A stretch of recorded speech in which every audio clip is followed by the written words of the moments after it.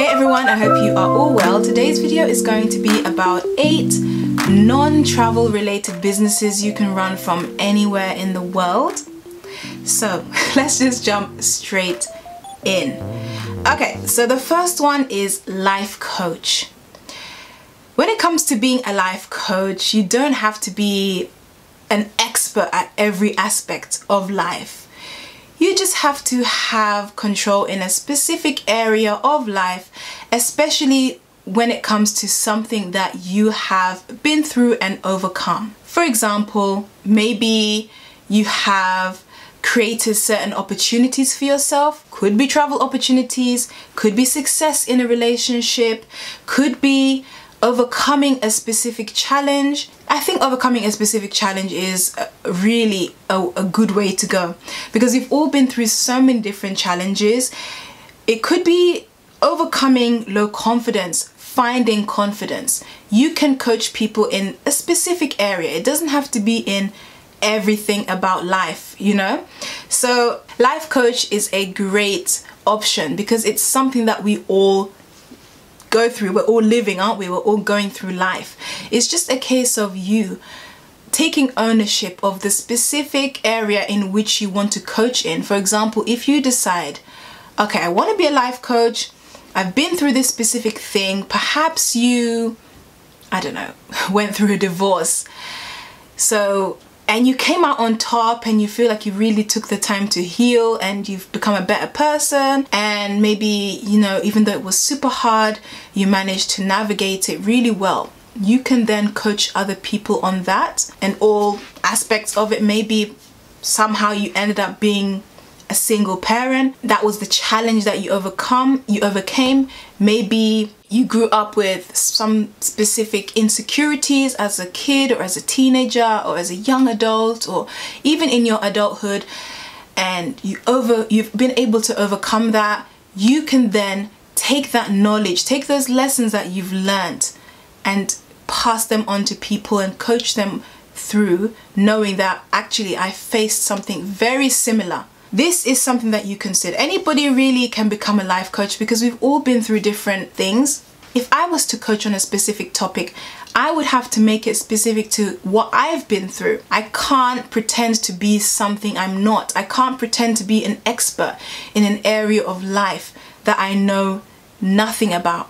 I can't be a marriage counselor, a marriage life coach, because I've not been married before. I can't do that. So I have to take a specific aspect of my life that I've been through, that I've managed to conquer, overcome, push through in order to be able to teach that on, and in order to be able to teach that or to help people navigate through their situations. So guys, if you're considering becoming a life coach, consider what you've been through in life. Consider what it is that you've been able to overcome. Consider what it is that you've been able to achieve. How can you help people in that area? And you can market yourself according to those personal experiences. So number 1 is life coach. Consider it. All right, so number 2 is business coach. If you find yourself with a lot of knowledge pertaining to business and you feel like you have a lot to offer to a budding entrepreneur, somebody who wants to get to the next level, a startup company, then you can become a business coach. I've seen a lot of them. They're mostly coaching people in like social media, digital marketing, taking their physical presence to online, different things like that. And you can always niche down. You can specifically focus on people who own restaurant businesses. You can coach people who want to start life coaching practices. You can coach people who would like to make money as social media influencers. Most of the time, you do need to show social proof. You do need to show testimonials and proof according to these different niches, according to any niche. Obviously, there's always going to be somebody willing to give you that first chance. That's how you get your social proof. But yes, business coaching is another option. It doesn't mean that you have to have a already thriving business, but your business, your startup business, which is what I'm talking about, can be to become a business coach. Sometimes a lot of us do have business knowledge. It's just that we don't brand ourselves as a business coach. So there you go. That is the second option, business coach. Okay, so the third non-travel related business you can start anywhere in the world is YouTuber. YouTube is actually free to sign up to. Maybe some people don't know that by now, but I'm pretty sure everybody knows that at this point. It's free to sign up to. All you really need is a way of filming the videos on your phone. You can upload them directly from your phone up to YouTube, or you know, get an editing program, editing software on your phone, edit them from your phone and upload them on YouTube. Or if you do have the equipment, if you have a laptop, you can film on your phone, edit on your laptop. If you have a camera, you can film on your camera, edit on your laptop. So it's just a case of you actually having the equipment and having that idea. Doesn't have to be travel related. It can be according to whatever topic you choose. Beauty, fashion, relationships, lifestyle, home decor. There are so many different categories here on YouTube. It's just a case of you figuring out exactly what message you want to put out there, what you want your brand to be, and then just starting. I mean, you can prepare for it, you can design your thumbnails, you can write your scripts, you can write your video outlines, but when it comes to actually getting started, you really just need the camera. You really just need to have a message in your mind if you've not got it written down, and you just need to get started and put stuff out there, and you learn along the way. Okay, so 4 is social media consulting. This is quite a big one. You don't actually have to create the content for people, but you can just do consulting, consultations, account reviews, and basically help people with their social media strategy, help people with growing their followings, especially if you yourself have been able to grow a big following. Then again, that shows people that, hey, she was able to do it, he was able to do it. I can trust them to, you know, help me. They present really well. They got great presentation on their own social media. They can actually help me with mine. I know that a lot of people who are social media consultants don't actually have social media themselves, but if you have a social media for yourself, then I guess that would help you with marketing as well. So that is another idea. You can do the social media consulting, you can be the social media content creator as well if you want to. But I mean, there are so many ways to structure this business model. Definitely look into it. Okay, so 5 is website development. If you are handy with WordPress or Drupal or Squarespace, Wix, a lot of websites are built on WordPress. I've seen a few on Drupal, not that many. I think WordPress is a bit cheaper actually. People are paying others to customize their websites. Even though there are templates, not everybody can navigate them. I've always found it a little bit difficult to navigate certain templates. I think now I'm a bit more handy with WordPress templates ever since I kind of understood how exactly the website works. I think I'm a little bit more handy with it now. I've been able to design quite a few websites of my own and a few for other people. So it is quite a good and quite lucrative path, because you can charge between, well, it's up to you, but you can charge between 1,000, 3,000, 10,000 depending on the website type. Usually when you include the e-commerce option, then that immediately kind of increases the price of it, because you know that, okay, this website is going to be used for making money, therefore, you know, the value increases. So people are paying others, businesses are paying designers to design for them or to customize their Squarespace, their Wix, on top of paying for this subscription. So if you know you're good at website development, if you've happened to create a blog before, if you enjoy it, I think you kind of have to enjoy this as well, because sometimes it can be a little bit tedious, a little bit. Once you get the hang of it, you can bang out websites in like one day. But if you've got a lot of customizing to do, a lot of designing to do, because along the way of customizing, you probably have to like design like banners, logos, different buttons, you know, different things within a website to really make it unique to your customer. Once you get the hang of that, it can go faster. So the more work you get, the more practice you get, the faster you become. If website design sounds interesting to you, then definitely look into it. And most of the time, people I've noticed do focus on one particular platform. Like for me, I'm more like focused on WordPress. But I've noticed people, some designers who specifically cater to Squarespace and Shopify. So Shopify, you can get, you know, different templates, but it looks a bit blocky if you don't design it properly, you know. It looks a bit blocky.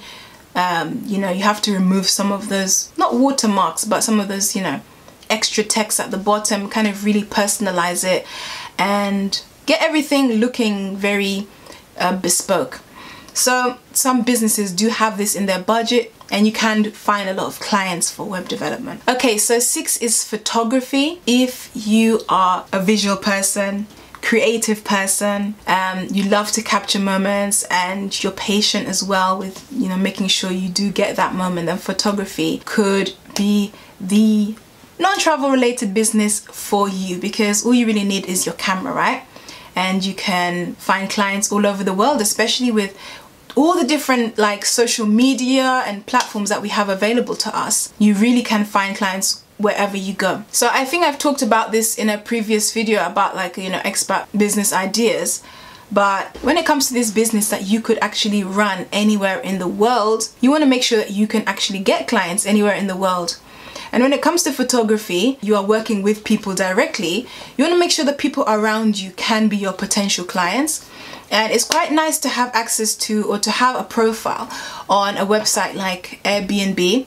I've seen so many profiles on there of people advertising their photography services to travelers for, you know, various reasons. So it's non-travel related, but at the same time, you are kind of appealing to the local market from the people that just happen to be around you and who you happen to be in the same place at the same time with. So definitely make sure you have a good online presence. Make sure you have your business card and maybe like a little brochure, portfolio. No, business card is enough. Make sure you have your online presence in check. Make sure you have your business card ready to hand out to people that you just might happen to meet out and about, and those people can eventually become your clients. Another thing is, although you don't want to probably be controlled by traveling, but if perhaps somebody does happen to come and see your work online, then they could be open to, you know, a destination job, you basically flying out to them. Some people do enjoy being destination photographers, but if you like to work at your own convenience, then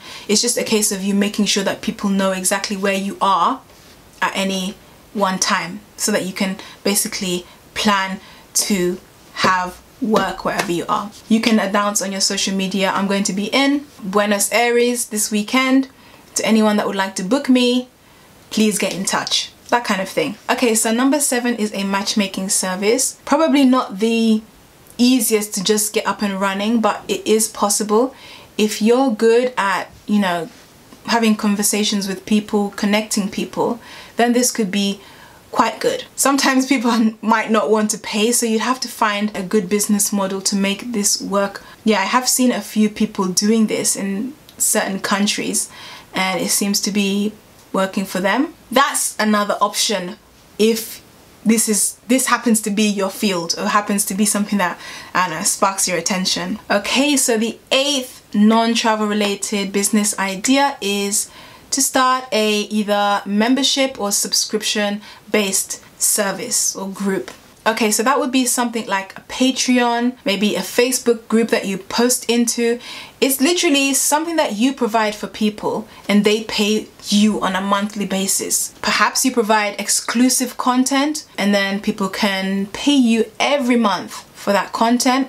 Some people do use Patreon so that other people can support them. They don't really actually share anything extra, but you can actually use these platforms to release exclusive content where people are actually paying for this exclusive content. I've seen people charging for being a member of an exclusive group just on Facebook, like using platforms like Facebook, not even creating their own platform, just using what's out there. You set up the paywall, get people signing up to the monthly subscription, the monthly direct debit, and then they, for as long as they want to be a member of this private group, they are paying you and they have access to this exclusive content. I actually pay for a specific, I mean, it's just like having a gym membership, isn't it? For as long as you want access to that gym, you're paying for it. I'm paying for an online, a fitness group. For as long as I want access to that exclusive content on a private Instagram, it's literally just on Instagram, for a private Instagram page, I'm paying for it. And the moment I stop paying for it, I have to unfollow it, or I have to leave the group. So there's so many different ways that you can do this. You just have to ask yourself the question, what exclusive content service can I provide? Just try to figure that out. As soon as you've got that idea down and you've committed to it, you can then set it up. Facebook, private group, Instagram, private page, on your website, a private space. Just different ways of doing it. And even here on YouTube, there is even a membership option where people can pay you for exclusive membership content, and the videos are actually just private, members only. So there's just so many different ways of doing it on different platforms. So just try to figure that out. And I think when it comes to actually getting the people to kind of subscribe to your membership, you do have to have a strategy for that as well. So it might help to provide something free first, to be prepared to pay for marketing costs to get the message out there that, hey, this resource is available for you, and then take it from there. All right, thank you so much for watching, guys. I hope this video has been helpful and interesting for you. Please do give it a thumbs up if so. Subscribe if you're not already subscribed, as well as turn your notifications on.